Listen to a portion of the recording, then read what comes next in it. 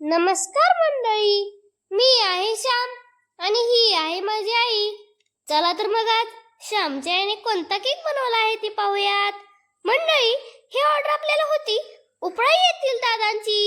त्यांना एंगेजमेंट साठी केक हवा होता. फ्लेवर होता रेड वेल्वेट आणि केक त्यांना दुपारी 2 वाजता पाहिजे होता. उन्हाळ्याचे दिवस आहेत, लाईटचा लपंडाव चालूच आहे. म्हणून आईने रात्रीच केक बनवून व्यवस्थित सेट होण्यासाठी ठेवला. दुसऱ्या दिवशी केक तिने डॉवेल्सच्या मदतीने सेट करून घेतला.